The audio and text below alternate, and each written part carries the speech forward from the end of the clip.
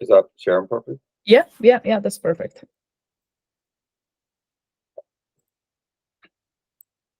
Right. So I don't have an app to go against. So here is the consignment agreement form for independent artists selling it to independent stores. So something didn't load there. Okay. Independent record stores who support independent musicians allow them to sell their music in their own stores. So the goal of this project is to streamline the relationship between independent artists and independent stores. So the process is generally the indie artist contacts the store to sell the product, then the indie store receives the product, the store sells the product, and pays the indie artist, and then it goes back around once the next album's out. So this is what I think the process is, but that's really just how I'm biased. And this is kind of what the process is. So what I have to do is I have to challenge my biases. And I did that through a number of or through surveys and interviews. So the surveys gave me some like quantitative research that are like numbers, and then through my interviews, I was able to find out like just a bit more personal of it. So I found out that like 50% of our users, 50% of users would would find contact information of the shop from the website, but then they'd go and email. And I kind of thought like that's something that flagged at me because like if they're already on the website, they should just be able to stay there. Then most of them are just dealing with a manager. They're not dealing with someone whose job it is actually do this. And a lot of them, I felt like there's a missed opportunity when it comes to not being asked for promotional material. So yeah, I did the interviews with 2 bands and 1 store manager, and so I got a bit of a balanced reaction. So through the interviews, I broke everything down into an affinity map. So I gathered, I grouped, and I defined. So that brought me to the teams and pain points. So what I was able to work out was it's very time consuming because it's very back and forth, like, and communication is frustrating because there's no standardized way of doing it. It seems to be a lot of emails or phone calls. A lot of artists aren't prepared for like what they need.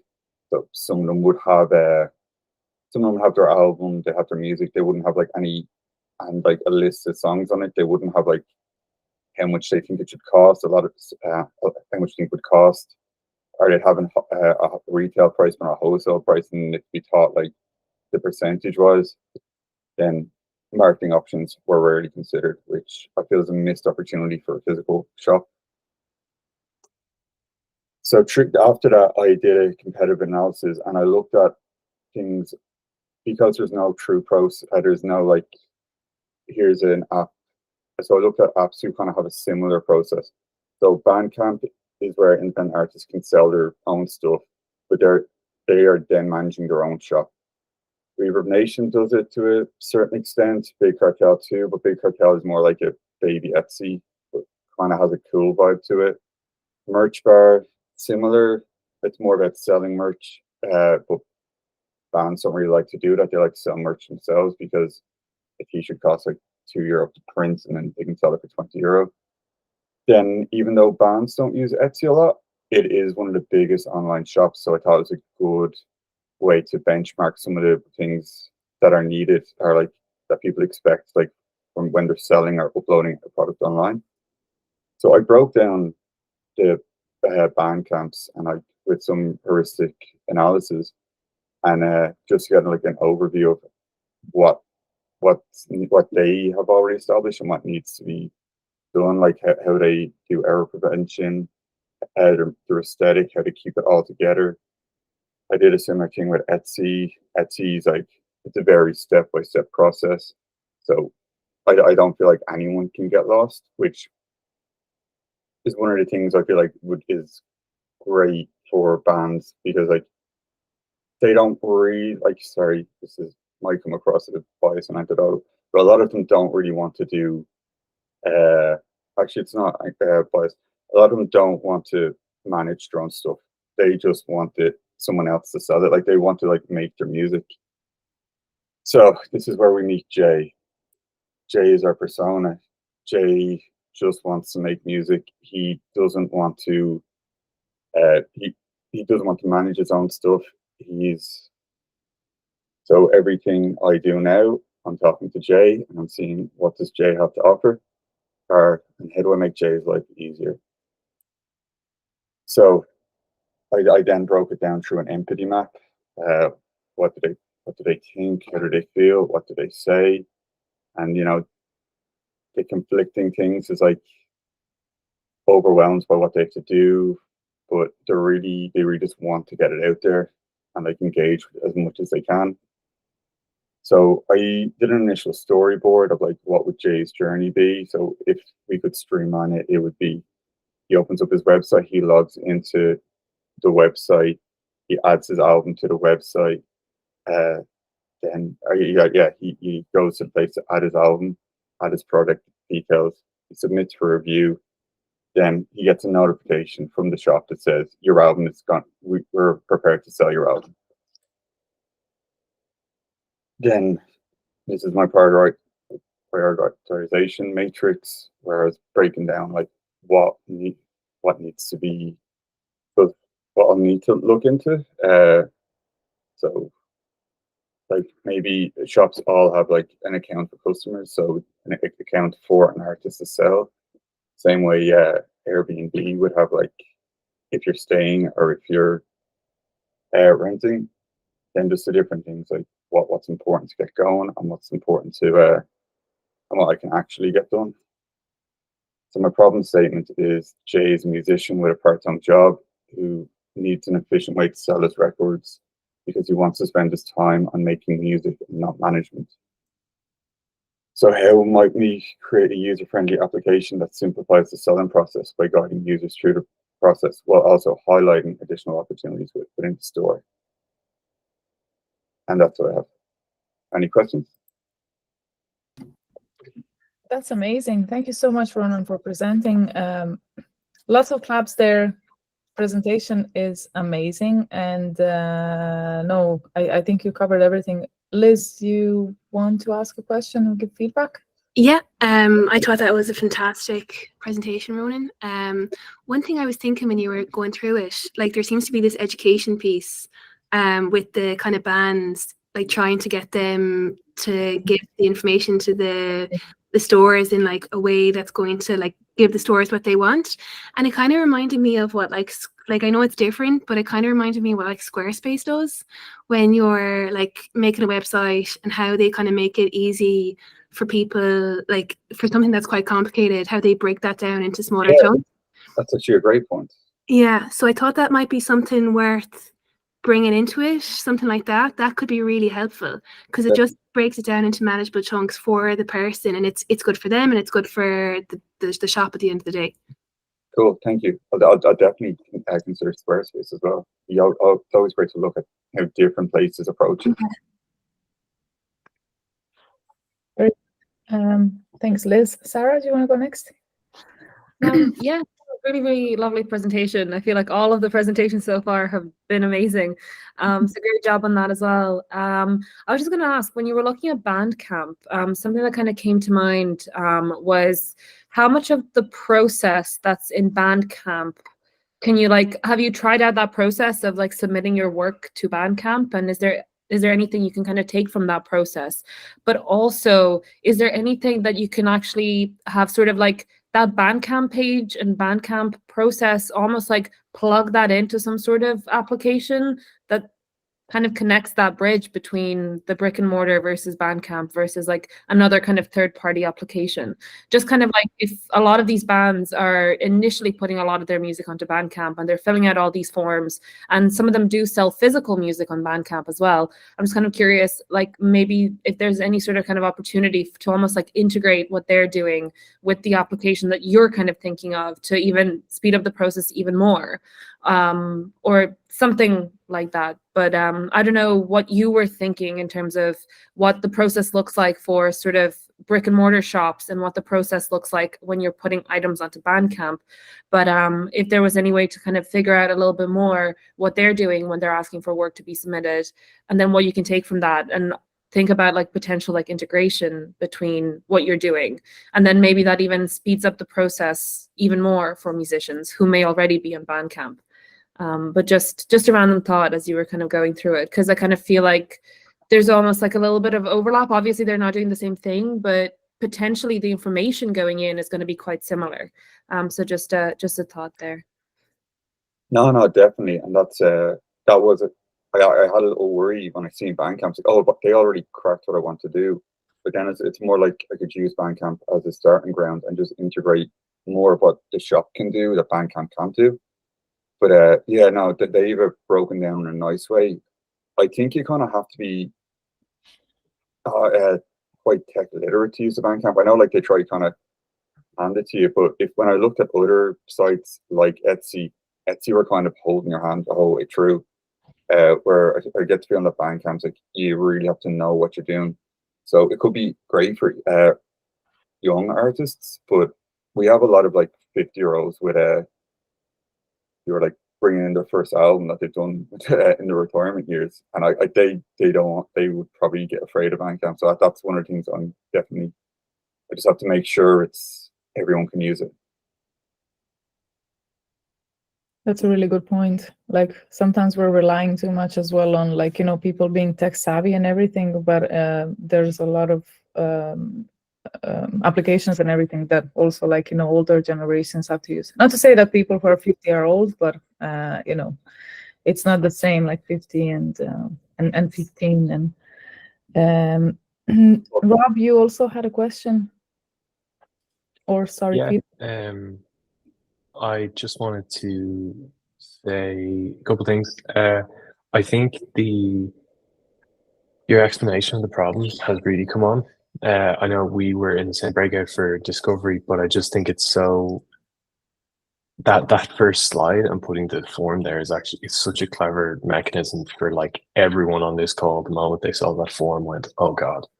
And I think that really, like, right from the jump, you're kind of going, okay, well, there's got to be something better than that. And then I think you took us through the problem really well for something that could be quite specific to an industry. I think it's actually very easy to get the problem.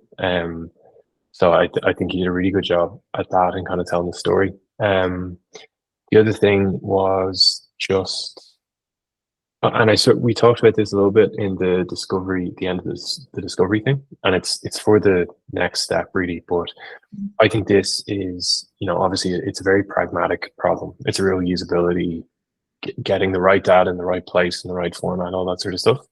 But I do think what will really make this a really strong case study is to focus on that sort of feel part of the empathy map as well. And this is obviously, like you're saying, people coming in doing their first album in retirement. It's inherently emotional, and it's a milestone for them to get physical stuff in physical stores. So I think it'd be just interesting to look at how other companies, like your competitor analysis, how they handle that in terms of tone of voice, in terms of just little moments of the confirmation email, stuff like that. Like you could go mad with it, but I think giving some attention to that emotional side would really just make this like amazing. You know, it's already headed in a great direction. I just think it could be such a lovely kind of cherry on top of this project. So yeah, it's just a suggestion to kind of keep your eye on that part. Cool. Thank you. Yeah, I always worry that I'm kind of straight to the point when I'm doing anything. I think it's just being a graphic designer, I have to minimalize everything and just get it out there. So yeah, I will definitely keep that in mind. And look, there has to be, you know, if you think of user experience as made up of like pragmatism and beauty, that the pragmatism has to be there. No one uses it if it's not usable, right? So you have to hit that baseline. But I just think then there could be some really nice little moments here and there that you could dot in. And you will probably find examples of that in other, things like Etsy. What happens when you put your first product on sale? How does that make the user feel? How does it match how the user feels about it already? So I don't think you're not doing that now. I just think it's one to just keep an eye on as you get to the solution. Yeah. I think that's it. To get somewhere between Bandcamp and Etsy. Like Bandcamp kind of have a lot of the infrastructure I like, but Etsy have a lot of the feeling, and to just make it accessible. Yeah. Cool. I can also think, like, what happens after their kind of product is launched, like, what happens after album is out? Like, is there any way that they can get any feedback back, or like what happens post launching? Yeah, so that's the other thing I was looking into, but I didn't want to get into it yet. So Bandcamp actually have two different apps, one for the artist and one for the customer. So they have an app that gives you the metrics of what's sold and what's not sold. So I think that's something I'm going to have to look into, so they can see. It's pretty much their management system. So yeah, like most of the shops, and they just kind of ring you up after the 6-month period, and you'd be like, "You've this much left. Do you want to keep going, or do you want to take it back? We have this much money." So yeah, I suppose that's it. Like or if something sells out in a week, they'll ring up the artist and be like, "Can we get more of your stuff in?" Okay. Well, that's great project. Guys, thanks everyone for your feedback and for your questions. And also, like, just to point out, fair play to you as well, Ronan, for kind of, outlining that, I have biases, but I want to challenge them with research, because that's also something that, some designers often do. Like, they have a solution already in mind and they're looking for a problem to that solution. But like, fair play to you as well for, like, challenging yourself and doing a proper research and everything. Great project. Really interesting what you're gonna present in 6 weeks time. Thank you. Thanks. Great. Moving forward, Lorcan, you're next. You ready? I'll just select presentation.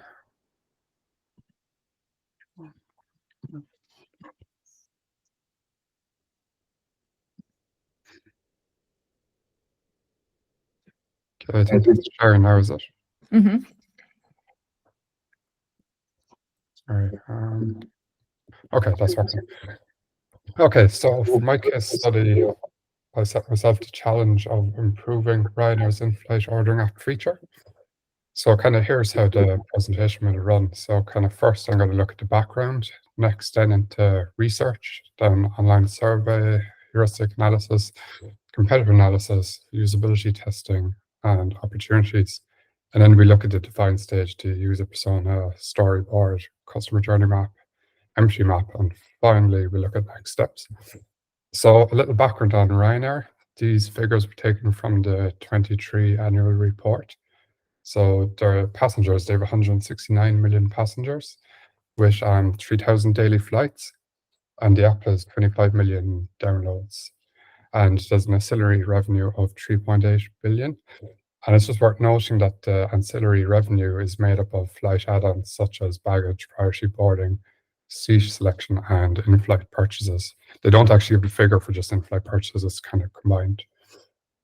And then kind of research methods. So for my research methods, I wanted to gain a deeper understanding of Ryanair's customers, their habits and pain points surrounding in-flight purchases. So with this in mind, I chose to conduct an online survey to get qualitative and quantitative research from customers, heuristic analysis to identify Ryanair's common usability issues so the problem can be resolved, competitor analysis to see how competitors have approached their UX, and finally usability tests to observe what users actually do and to get quality insights. So I posted my survey on my Instagram stories, and I also sent it out through WhatsApp to friends. And I had a total of 21 respondents, and here are the key figures from the survey. So note that these are from non-flight, non-app in-flight purchases. So only 45% are satisfied with in-flight purchasing, while 76% have never ordered food or duty-free via an airline app, and 71% said they would use it if they knew they'd get a priority service. And here are some kind of pain points causing dissatisfaction. So physical menu cleanliness, privacy when buying non-food items such as gifts. Just 5 minutes after receiving my drink, the flight attendant had to take it back for a descent, and the person was not able to, was only half finished. And then finally, I hate having to shout over people to order from the cart. And then further into the survey, I asked more questions relating specifically to Ryanair's in-flight purchasing app feature. So 40% were dissatisfied by Ryanair service, while another 40% were neither satisfied nor dissatisfied, and there was only 20% that were satisfied. So here we have some suggestions from users. So for passengers that don't get electronic boarding pass, there should also be a way to order drinks in-app. The app could give more info, for example, orders being prepared and will be ready in X amount of time. And someone else said, could you add in a search bar to save me looking for coffee? So next I did a heuristic analysis on Ryanair's in-flight magazine feature based on Jacob Nielsen's 10 usability heuristics. So this is the homepage. So looking at the Ryanair homepage, the flexibility and efficiency of use heuristic was lacking. There was no search bar or filtering. The homepage also lacked the user control and freedom, as in-flight magazine was difficult to locate. So now on product selection, we can see text-heavy descriptions, not adhering to the aesthetic and minimalist design heuristic. And secondly, you add a meal deal to the cart before selecting the items, which is non-logical order and doesn't comply with the second heuristic, match between system and real world. And finally, user control and freedom is not present, as can't change the seat number manually. So then I kind of looked into the wording, and so with the consistency and standards heuristic, I noticed wording being inconsistent for finding the in-flight magazine purchasing feature. So in different areas, it's called buy on board, in-flight magazine, and then it's also known as onboard experience throughout the app. So also in-flight magazine doesn't suggest food or duty-free, so I recommend to use more familiar words such as menu, food, drinks, duty-free, etc. And then the cart only appears in product pages, but should be visible or easily retrievable when needed to comply with recognition rather than recall heuristic. Again, we see consistency in standards heuristic not being adhered to. The quantity is set to 0 when coffee is added to the cart. And finally, the visibility of system status heuristic, the order confirmation toast is very vague and not giving the user a clear idea of how long or when the order will be ready. I suggest a proper confirmation page with an illustrated loader. And then moving on to competitor analysis. So I analyzed 1 indirect and 2 direct competitors. So through competitor analysis, I found strengths and weaknesses in competitors' user experience. These insights will be used to guide enhancements for Ryanair's app. So strengths such as deliveries, clear location, and search bar, combined with their enticing product photography and visual hierarchy, while avoiding weaknesses such as Finnair's lacking of product sections and information. So for the usability test, I had to make a prototype of the Ryanair app in Figma from screenshots I took on board a flight, as you can only fully access the app and all of its features while you're actually on the plane. So I conducted the usability test on 2 users. So Dylan, age 40, who's never actually used the Ryanair in-flight purchasing feature, and then Nia, age 36, who has previously attempted to purchase in-flight through the Ryanair app. So after conducting the usability test, I gathered the insights and created an affinity diagram, grouping notes by similarity and naming each group. So kind of around product selection, I witnessed both users struggle to add a meal deal to their cart, as they assumed they would be able to select their desired drink, snack, and meal before adding to cart. And they both mentioned the descriptions were text heavy, making it difficult to see what's included. And then the wording. So overall, there was dissatisfaction with wording used throughout the app. For example, in-flight magazine doesn't suggest food or drinks, and that shopping cart feels wrong for food and drinks. And then the cart also caused some confusion. So not being able to see their exact selected options for the meal deal was not assuring, while the summary of the meal deal was lacking necessary details. And Nia also missed the banner on the homepage describing how the app works. So she was actually very confused as to how she will pay. So because payment is just made on the delivery of food, and you don't actually make payment through the app. And then moving on to the order confirmation. So there was a lot of struggles here, both users not knowing if the order went through, and if so, when or how long it will before they receive it. And also the kind of the order confirmation toast, it's red. And Dylan thought that was kind of suggesting there was something wrong with the order, and he thought maybe it was out of stock. And the lack of any order confirmation page with breakdown of the order meant Nia only knew from Remy what she had ordered. So with that came some opportunities. So to ease accessibility to the in-flight ordering app feature, priority ordering for passengers adds more time to eat, drink on shorter flights, consistency with wording and use of color throughout, to simplify the product searching process through search bar and filtering, visible shopping cart at all times, a more logical ordering process from start to finish, enable editable seat numbers for ordering for physical check-in boarding passes, and a clear indication of order confirmation with illustrated loader. So kind of moving on to the persona. So moving on to the define stage. So this Seamus, he's a frequent flyer with Ryanair, often booking flights for both work and personal trips. Typically orders a drink on short flights and a meal on longer flights. Occasionally purchases duty-free. Values convenience and efficiency when it comes to making in-flight purchases for food, drinks, and duty-free items. However, he has encountered some frustrations with current processes, including difficulty navigating the Ryanair in-flight ordering app feature, and confusion around product descriptions and selections, and uncertainty surrounding order confirmation.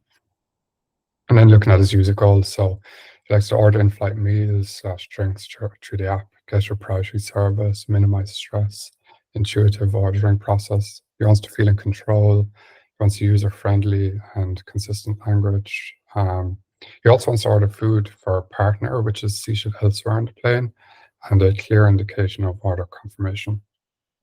So with that, I create this storyboard. So I'll just kind of take you through this. So number one, you kind of see he begins to feel hungry. So the person kind of goes, "Oh, a meal would be nice." So then in number two, he decides to check out Ryanair's new in-flight ordering feature, but he can't locate the menu, causing him to feel lost. So then moving on to three, he finally finds it, and now he feels relieved. Then four, while viewing the meal deals, he gets confused, not being able to figure out the difference between each of them. And then number five, after choosing a meal deal, he gets frustrated not being able to figure out how to select his options, such as meal, drink, and snack. And number six, this frustration leads to anger, and he's looking around at others using the app.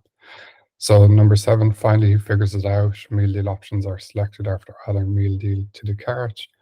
Number eight, he now feels relieved that he managed to add his meal deal with selected options to the cart, and decides he'd like to add an additional coffee. So 9, he begins to get annoyed trying to search for coffee as there's no search bar, and the coffee was hidden in with the soft drinks. Then number 10, he's confused when the quantity says 0 after adding the coffee to the cart, and has to manually change the quantity to 1. And 11, when he goes back to the menu homepage, the cart is not visible, and this makes him feel kind of angry as he's not sure how to find the cart. And then number 12, finally, after finding the cart and looking at his order, he feels unsure as he can't remember what meal options he added, and the cart doesn't kind of tell him either. And the last few now, so 13, after finally placing the order confirmation toast is red, and this causes confusion, as red usually suggests an error. And number 14, he's sitting unsure, not knowing if the order went through, as the app doesn't give any indication of order process. Then finally 15, he's kind of happy because his meal has arrived, so he can kind of just sit there and enjoy it. And then with that, I actually did I did a customer journey map. So for my customer journey map, I mapped out what the customer experience is as they interact with the Ryanair in-flight purchasing app feature based on my research. I won't go over this in detail as there's kind of some crossover with the storyboard, and I don't really want to be repeating myself, but I highlighted aspects of the journey that need to be fixed as a priority, and then I kind of use the smiley faces to represent the overriding emotion occurred on each step. And then I also did an empty map to get an understanding of user needs and to aid in decision making moving forward. And then finally, how might we problem statements. So how might we make the in-flight ordering feature more accessible? How might we help users search for products more efficiently? How might we make product selection quick and intuitive? How might we make users feel confident that the order went through? And how might we make a coherent user experience? So for my next steps, I'm kind of working on the user flow and interactions just on paper before I kind of looking to start into kind of initial prototype. And that's the end. Well Thank done. you. That was great, Lorcan. Thank you so Thank much. you. So much hard work and everything. It was just beautiful to hear the story. Well done. Thank you. Ricardo, do you want to go first? Sure. Lorcan, I just echo what Valentina said. That was very well done. And I liked that you added in that emotional aspects of your storyboard, just watching the person suffer the Kubler-Ross stages of death, which is fabulous. Thanks. The number that you showed in the beginning, which was the ancillary revenue, right, is Ryanair is just like known for that. So it's so surprising that an airline that prides itself on gouging people for fees and that type of thing and could make money doesn't follow through with creating an app that lets them make more money. So that if anything, that's a great compelling statement to make to Ryanair, even as to why you would want to make this app, because it's just going to make them more money, which is what they want anyway. So to me, there's something strange going on there, that this process is so painful, yet they have no problem putting you into pain by charging you for other things. You would think for sure they would love to sell you stuff. So I think you've really discovered a very interesting thing. I'm really excited to see where you take it. Yeah, it's true about ancillary revenue. I think I can't remember the exact figure, but it's about 30% of their revenue is nearly through that. It's quite a high amount. That's a lot. Yeah. Thank you so much, Ricardo. Dave, Thank you. next. Yeah, hi everyone. Sorry I'm late. Ronan, I missed your presentation and everyone looked intrigued, so I will go back over the video and have a look at it, and I'll send you a message. Lorcan, that was really good. I really can't fault your process there. You're really thorough. You went through every nook and cranny and you found lots of opportunities, and so well done on that. I particularly like the use of the storyboard, which we don't see a lot of, but I thought it was done really well, and it was a good example of a scenario that would benefit from. I must actually thank you for that, because I think you sent it into the Slack, the link for Storytribe, was it? Oh yeah, that was. I was wondering if you use that actually. Yeah, First time using it was really, really good. Yeah, look, I remember over the years looking for tools to help me with that. I could never find anything good. So when that popped up, I thought it'd be a good catch, So well done. Yeah, it was great. The only query I'd have, right, is at the start of your slides with your survey data, right, and you showed percentages, but I can't remember which slide it was. You showed a percentage, but they didn't seem to add up to 100% or whatever. I wasn't sure what they meant. And then in another point you made just about you surveyed people about using the actual app, and you gave percentages, but you didn't give the number of people who actually had used the app. I just wasn't sure. Now maybe I missed something because you might have gone through it a bit fast. I think it was just percentages. Yeah, I should have put in numbers. Yeah. So just be careful of that kind of things. So like, what's the 40%? Is it 40% of 10 or 40% of 20? That kind of thing. It's always good just to be very clear about that kind of thing. Yeah, there was a total of 22 did do the survey, but there were some things that the numbers wouldn't be only 22 because some might not have used a certain feature or whatever. But yeah, it's a very good point. And of the people you surveyed, how many had used the app in flight? I think it was about 6. There was very little because it's literally it's quite a new app. I so 40% to be 2 3/4, really, is it? Thereabouts. Yeah, okay. I kind of split the survey into 2 kind of sections. The first was kind of for people that hadn't used the app, and then if they had used the app, they kind of got a further few questions. Yeah. But, that was one struggle, is trying to find people that have actually used it. Yeah, I can imagine. I can imagine. No, but well done. It was really good. I mean, I find it bizarre that they call it the in-flight magazine. You know, I mean, that's not what you expect. Where you expect to find a menu for sandwiches. You know. Yeah, I think that's literally just what they always call their physical magazine. So I think they just kept the name. Yeah, I get that, but I suppose when it's on an app, you don't expect. Yeah, it you know, doesn't- you just doesn't expect matter. it to be a menu button or something like that. Yeah. Yeah. Great. Well done. Perfect. Thanks, Dave. Well done, Lorcan. Yeah, just to echo everything what the guy said, like really, really nice set of problems to solve. Like there's so many things that can be improved there. So I bet you're feeling really, really good by solving all these problems. And especially now when you know that there's a huge user, but also business value behind that. So that kind of makes it even nicer. It's a really nice case study that you can add to your portfolio. The only minor thing that I noticed there when you had on your UX opportunities, now again, this is really, really minor. On your UX opportunities, you're kind of listing solutions already, which kind of, yeah, I don't know what the guys will say, but maybe in my opinion would be kind of too early to mention the solutions. Now, I don't know because I didn't read all of them. Yeah, the one before. Yeah, so potentially, like, even if you move it to maybe later in the flow after your personas and everything, because like it's kind of still discovery stage, so I wouldn't mention, I would be like solution ignorant at this stage. So if Okay. you move them even later on or rephrase them as problems rather than solutions, that's the only thing. That's perfect. Thank you. But yeah, everything else is great. Well done. Perfect. Thanks very much. Amazing. Thank you so much, Lorcan. Thank Lachlan, you're up next. You ready? Yeah, I'll just share my screen there.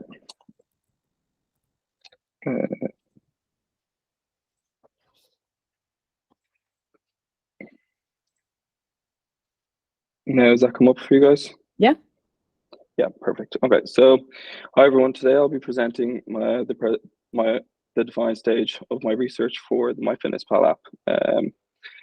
For some overview and background of the project, MyFitnessPal is a fitness and weight loss app. Its primary functions are to track food, calories, macronutrients, and fitness. I've used this app for quite some time now and found it to be a tedious and confusing experience at times. The main users include a wide age range of fitness and health-oriented people, mainly those interested in losing, maintaining, or gaining weight. The goals were to review the use of the food diary input and batch meal input process and get a better understanding of the goals, pain points, and behaviors within this process in order to improve the overall user experience and engagement. The design process that I've been following is the double diamond framework.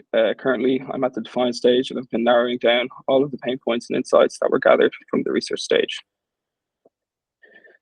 For the research stage, I completed 40 plus app reviews, received 20 responses to my survey, did 3 competitor analysis and heuristic evaluations, and that was on MyFitnessPal, Lose It Chronometer, and finally, I completed 3 usability tests and interviews.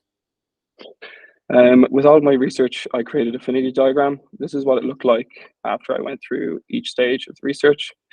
Following this, I split it up into multiple themes, the main ones being context, background, behaviors, positives, and pain points.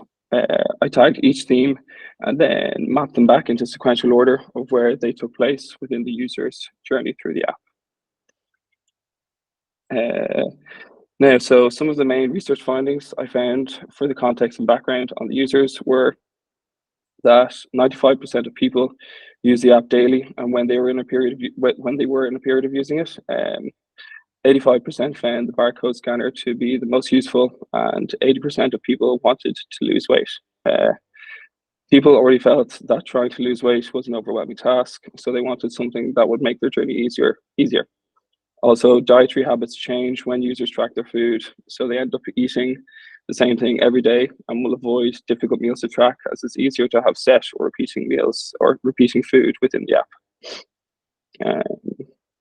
Now, so this is a process map that I created in order to better understand and articulate where I unveiled the most pain points and insights within the app. The bottom 3 rows represent how the app intends for the user to flow through the app. The top row just represents what the user would be doing as they track their food. The singular ingredient flow is a simplified version of the different screens the user would go through in order to add a single ingredient. My meals flow is for someone who wants to create a meal they can use again and again. And my recipes flow is for creating a meal that has multiple portions within it. All flows start at the home page, continue to the diary, and then split off in different directions at the search stage.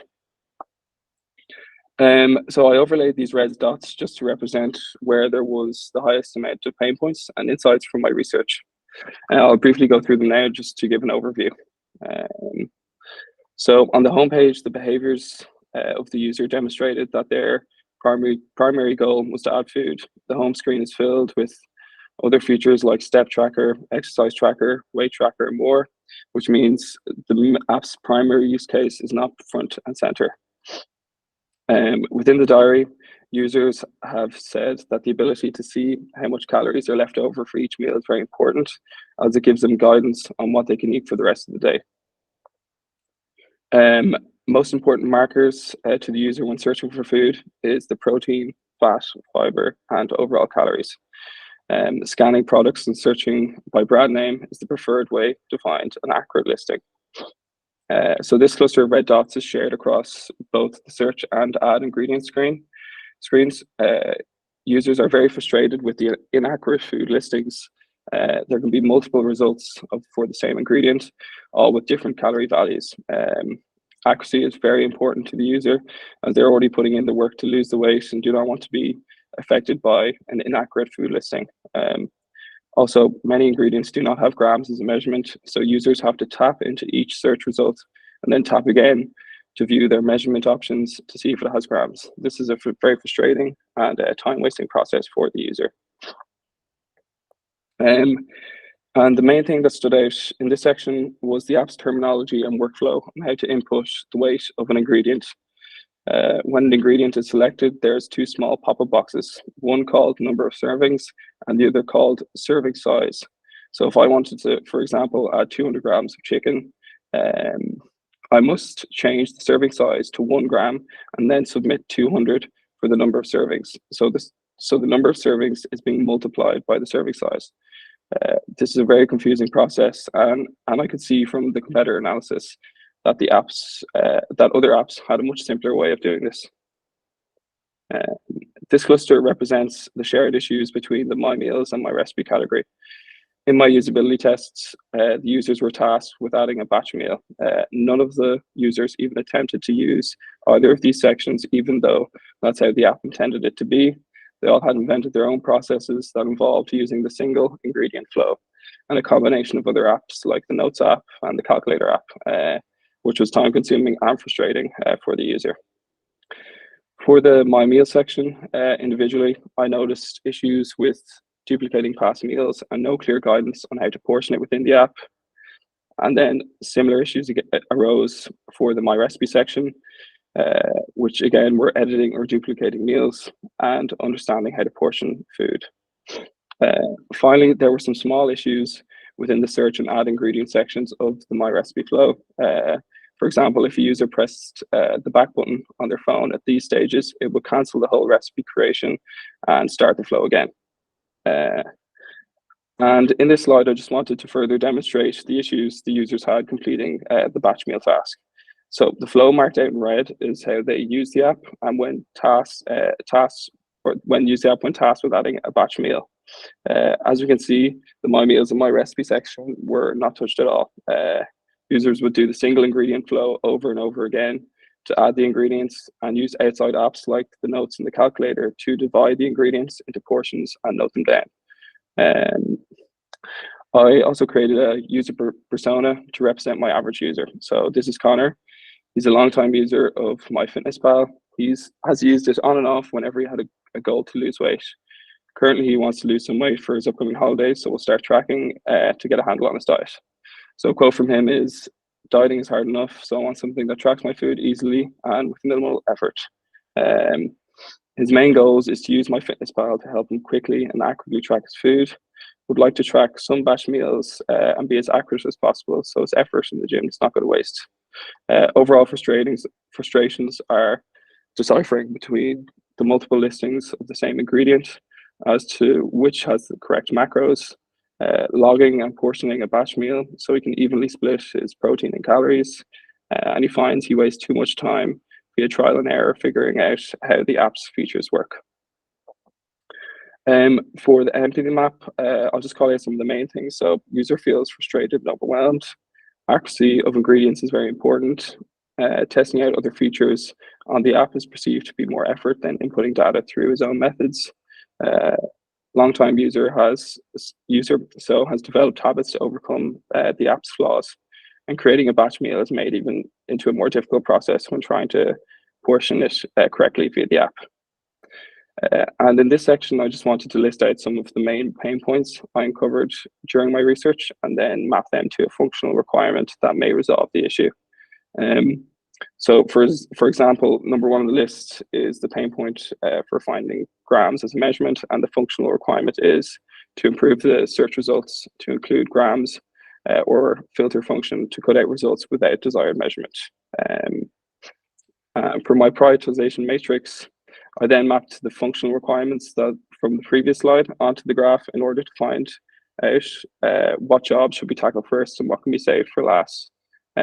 So for example, the top two at the moment is to improve the verified filter to cut out any non-verified ingredients, and to improve the search results to include grams or filter function to cut out results without desired measurements.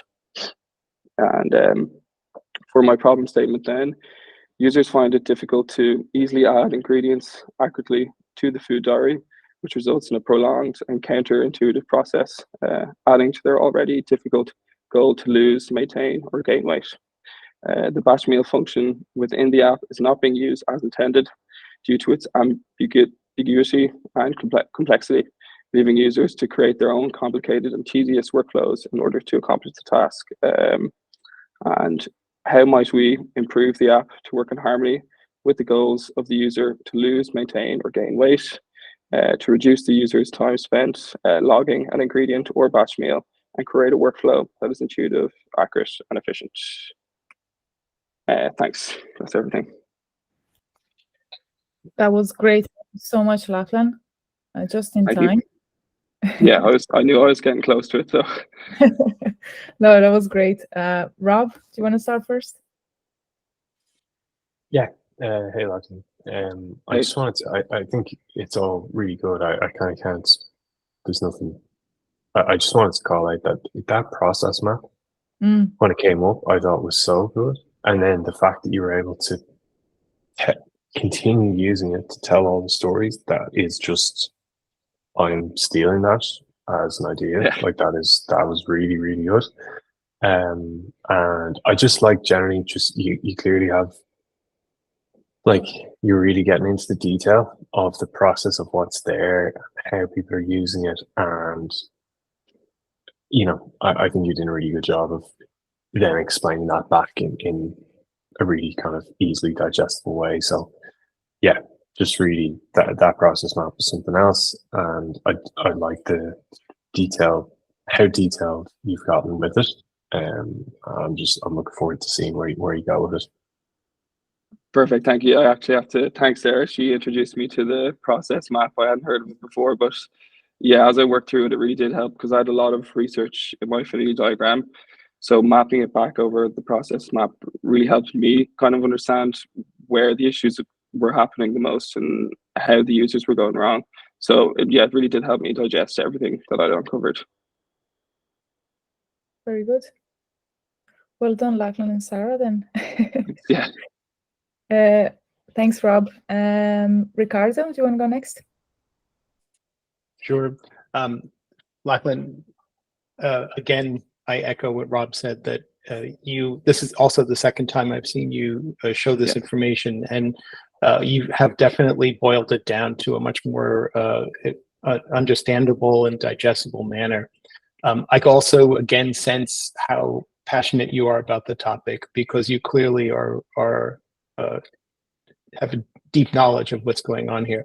Yeah. I would say that benefits you and perhaps fights you, because you might also want to still drive at one or two of the more higher salient points to even level that up. Like I noticed in your prioritization, where you had the first 2 points that were the low-hanging fruit that you could fix, you may want to just play that up or tap into it, because when you look at that thing, it definitely is a minefield of issues, and those apps can be. But I think you have a couple of really clever ideas there to sort of do a quick fix, and it might be good to just show that these are things that you don't even have to, that are no-brainers to get this thing to turn around and to make a change. Because I think it's great that you've listed everything that could be needed, but if I wanted to look at that and get a takeaway of like, oh my God, I've got 6 months of engineering work now to do, but if I knew that I had something I could grab onto and hold a little bit and then, meet you halfway, I think that would come across. That would be fabulous. But your passion for this topic is remarkable. That's all I can say. I mean, you really understand this. It really comes through, and I appreciate it. Thank you. I really appreciate that. Yeah, I know there was a lot that kind of uncovered in the research, so I knew I had to kind of be selective, because I think I found issues at nearly every step in multiple flows. So I knew I'm not going to be able to solve everything. So yeah. You did a fantastic job, though, of indicating that. I was really, really, impressed with how you were able to sort of boil that down with the way you showed it. I thought that was very clever. So, kudos to you. You're on the right track. Thank you. Thanks so much. Very good. Thanks, Ricardo. Dave, do you want to go next? Yeah, sure. Yeah, I just want to echo a few things that have been said already, but when you got to the process map, Lachlan, I was a little bit uncomfortable. I was like, what is this? It took me a while to get my head around it. And then I was kind of struggling between going, like, I wasn't expecting this. I want to see the survey, and then I want to see what the output of that was and how you validated that in usability testing. And then it just dawned on me towards the end of it that it was genius, like just bringing everything together within that.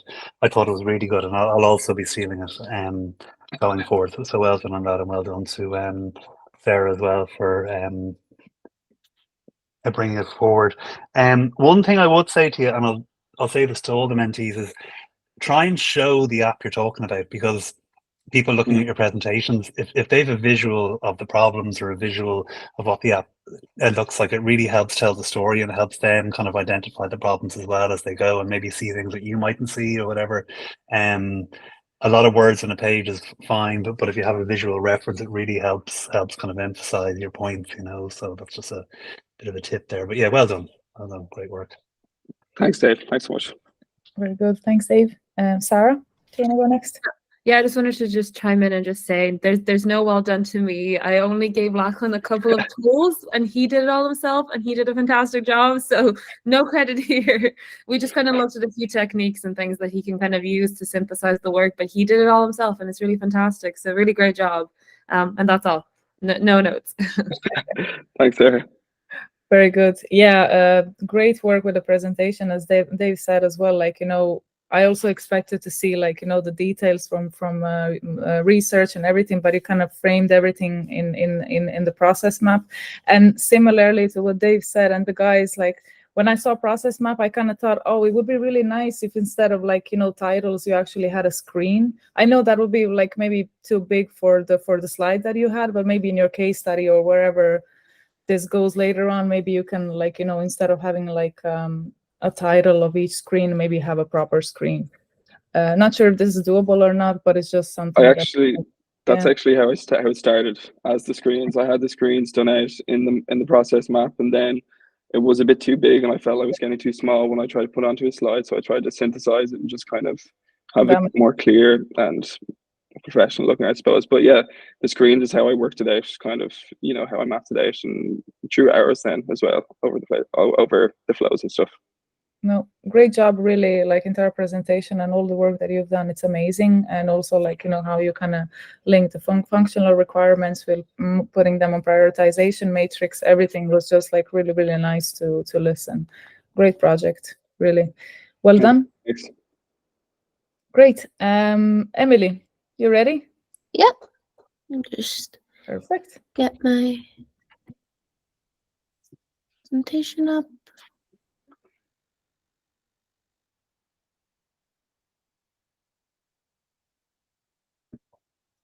Okay, can you see it there? Yeah. Okay, great. Okay, so my project is redesigning the in-app adverts purchasing journey. So just a brief to remind you all of what I'm working on. So Adverts is an Irish community-based marketplace where individuals can browse for, buy, and sell new or used items online. And the objective I'm looking at is improving the in-app purchasing journey. And that's with the goal of improving the customer experience, increasing the turnaround time of a sale, removing the time-consuming journey friction that currently exists, and reducing in-app scams.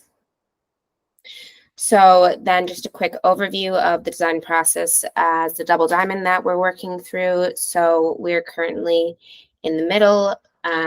So we've completed the discover and the define stage. So I'm going to walk you through what I've done for the two of those stages.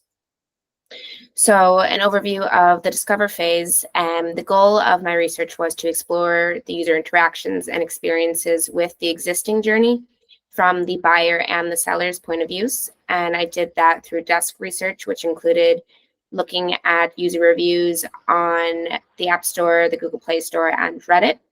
And then a competitor analysis, a heuristic evaluation, a survey with existing users, and usability testing with new users.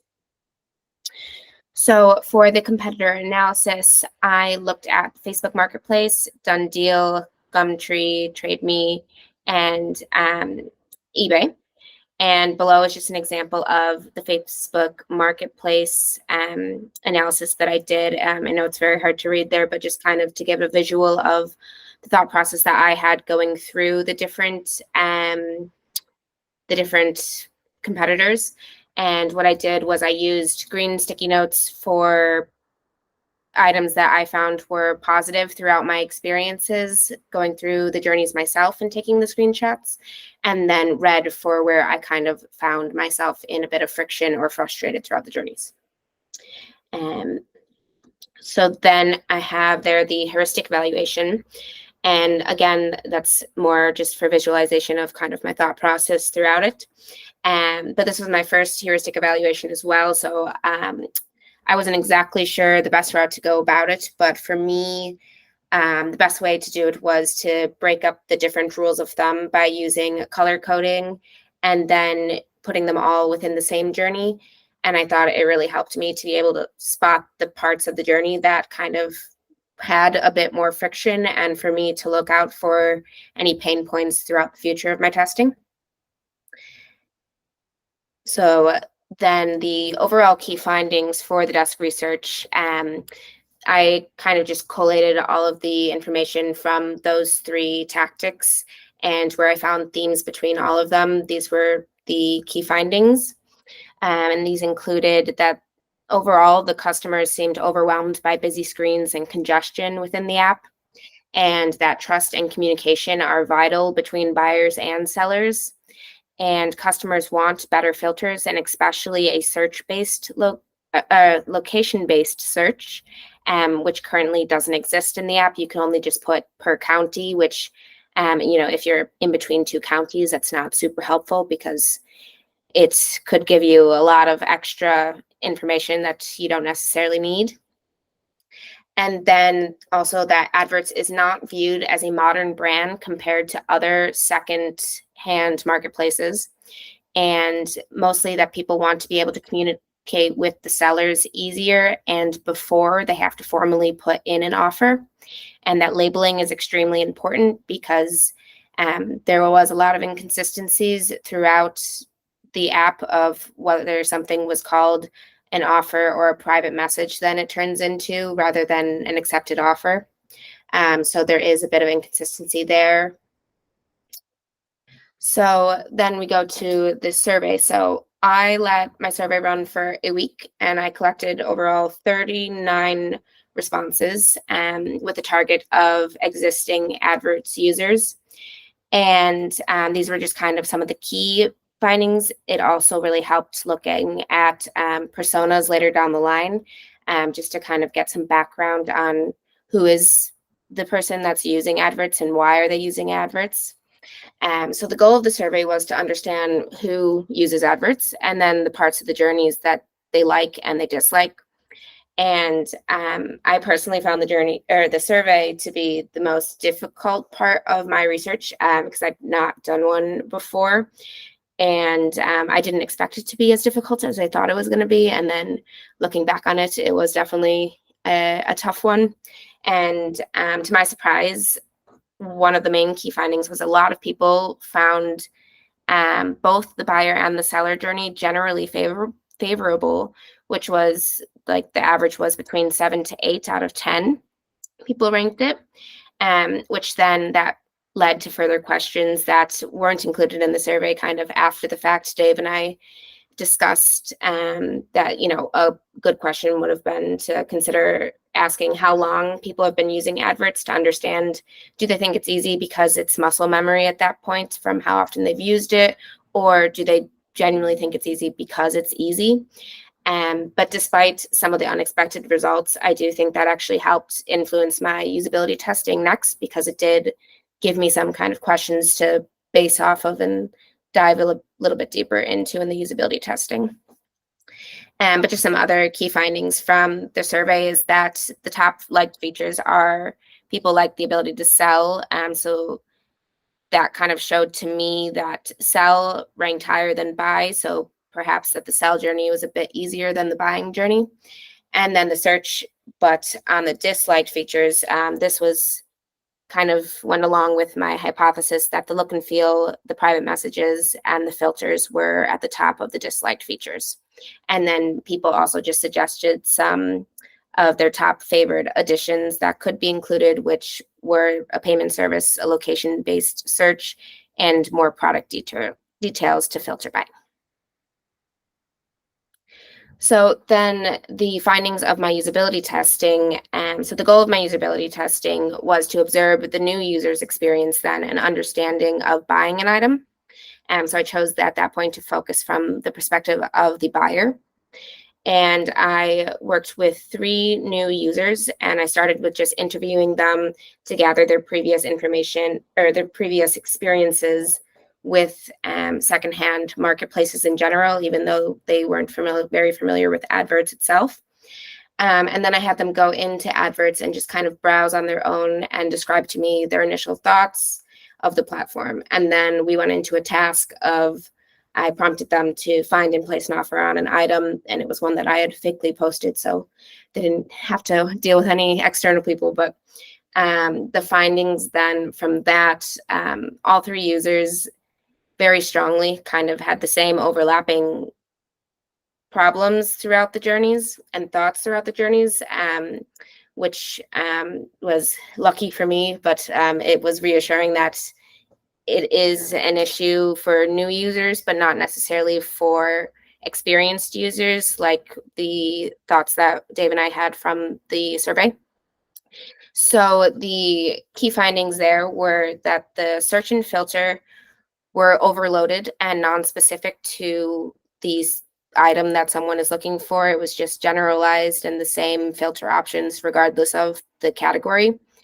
And the location was not nearly good enough to help people really find things close to them.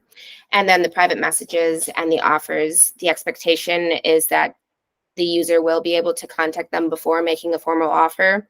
And that really ties into being able to trust that that is a legitimate offer and a legitimate sale and make the offer actually go through. And then the look and feel as well, that the site looks older and it looks cheap and it's riddled with ads from third-party sources. And there's just some quotes there from the interviews, just to kind of echo those sentiments. And then just some additional thoughts as well is all of them mentioned that they would not click into an ad if there was not good photography. And my thought was pictures are a priority to people, but they are not required when posting an ad. So why is that? Just kind of a low-hanging fruit thought of an easy fix. And then there is a related search, and everyone found it to be handy, but it was only on desktop and it's hidden under a lot of third-party ads. and it's not tailored. So if you're looking for a lady's bicycle, it will give you tons of ladies' bicycles, but not keep any of the filters that you've put in. So then here's just a couple of visualizations of the different features here. So that's just the filter section. And then there is the place where you can only place an offer. There's no really option to even make a comment on this main landing screen. And then the look and feel as well. As you can see, it's just not up to par with what users are typically expecting to see nowadays with technology. And then just an overview of the define phase. So I analyzed the research, I completed user personas, I did empathy maps and a prioritization matrix and a problem statement. So I'll start with my problem statement just for context for the rest as well. So from all of my research, that kind of led me to developing my problem statement, which is buyers on the Adverts app are facing difficulty finding items because the filtration system is too minimalistic, the screens are too busy and overrun with third-party ads, and users are unable to contact the seller privately before making an official offer. And this is impacting their ability to find items quickly and feel confident in purchasing a secondhand item off the platform. So that begs the question of how might we make the process of filtering and finding items on the Adverts app quicker for buyers so they can buy items more easily. And then that brings us to the user persona of the buyer. So just a quick overview of the buyer. It's a 31-year-old man renting in Dublin. It's clear from the research that users are typically on the go, being in the survey, it showed that they were majority mobile-based. And the thought is that they're thrifters who like to try out new tech home gadgets for this example. And for his specific example, he wants to try out a new surround sound for his TV, but because he's a renter, he just wants to upgrade his tech out of curiosity. He doesn't want to invest into a lot of new technology, which leads him to adverts. So this is just an overview of that and his personality traits. And then just an overview of key aspects of his persona as well, including interests, influences, goals, needs, and expectations, and motivations and pain points. And then just a quick empathy map for the buyer persona. Just in general, the thoughts are around, he thinks about legitimacy of the sale and trusting the buyer or the seller. And then what he says are logistical questions about how to actually make the sale. And then what he does is go through the journey itself, browses, negotiates, makes the offer. And then overall, his feelings are anxious but excited because it could be a risk. It is a secondhand site, but there's also the thrill of getting a new item. And then just for the seller's persona, I did this just out of kind of comparison and curiosity, but I think it's important to note that my research showed that most people are both buyers and sellers, and it's really just dependent on their situation at that point in time. So the idea is that these personas could kind of be flipped either way, but it did help me just to clarify the differences of what a buyer and a seller are looking for and their priorities from each perspective. So again, these are just Marie's details. I'll just kind of go through them a bit quicker, just time conscious. And then over the specifications here, the main differences that kind of stood out to me between the buyer and the seller were the goals, the needs, and the pain points. So those are just things for me to keep in mind as well when exploring solutions. And then again, her empathy map, it crosses over a lot with the buyer. Most of the thoughts are around legitimacy and trust as well of the buyer. And then thinking logistical questions, what she does, it's the same, but the opposite. So she posts, she negotiates, offers, accepts offers. And then her feelings as well are overall anxiety and potentially overwhelmed from the popularity of the ad, depending on how popular it is, but also relieved to get rid of something. And then the prioritization matrix then. So I mapped out all of the kind of features that were highlighted in all of the themes from the last 6 weeks of work that have been appearing in my research. And then overall, it seems like saving time and instilling trust are the two main things that have really stood out as items to kind of focus on. So that's kind of where I stemmed from on this prioritization, and it's looking at the priority versus the business feasibility. And then this will be able to help me kind of refer back to as I work through solutions in the next phase. So then what's next? I'll be working on customer journey mapping, solution exploration, and design iterations. Thanks. Any questions? That was great, Emily. Thank you so much. Such a nice way to end the presentations night. I really enjoyed it. Thanks. Liz, do you want to go first? Yeah. Congrats, Emily. That's absolutely fantastic. It was so clear, like from beginning to end. Like I really got an idea of like, okay, so this is what the problem is, and this is what you're going to solve.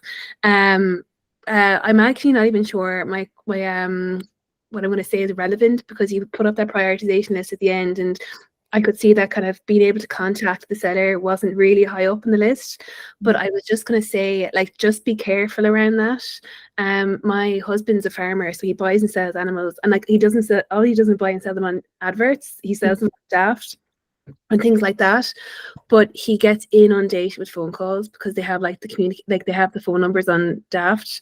Now I know that you're probably not going to suggest something like that, but I would be really thoughtful about, if you are going to have this communication, what questions would the buyers be asking, and like maybe it's like a form they have to fill out as opposed to just being able to pick up the phone or even typing messages, because back and forth is so time consuming for sellers. Yeah. So I would just keep that in mind, because that can become a pain point. Too much. Yeah. Can become a pain point. That's great. Thanks, Liz. That's really good. Thanks, Liz. Anyone else with any feedback or questions for Emily? No one. Okay, I'll go next. So I really liked how you color coded your heuristic evaluation. I haven't seen that yet. I thought it was really nice. Like, it makes it easier later to scan, and I'm sure it helped you a lot as well. The way you framed your how might we's, that was great. And also, like, I know you said you're not gonna do the prototype or the solution for the seller as well, but it's good that you kind of put your persona for buyer and seller, just so you can clear draw the line between the priorities between the two. So I thought that was great. So all in all, really interesting project, and I'm really looking forward to see the solution. Well done. And then in the meantime, Sarah raised hand.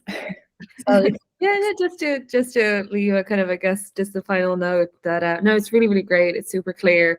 Again, it's kind of hard to have notes when, like, I feel like you guys have been doing such a great job in terms of everyone has done such a great job in kind of working through the define and the discover phases. And no, I thought that was super clear. And obviously, it's quite evident you did so much work. And it's really good that you've explored kind of both personas and then kind of settled on working for one for now. But obviously, definitely keeping the other one in mind would be great. And I think what Liz said there is kind of, it makes quite a lot of sense as well to keep the seller in mind too. But it does make sense as looking at those kind of challenges for the buyers as well. But no, again, no notes really, but great work. Thanks, Sarah. Well done. Thank you so much, Sarah.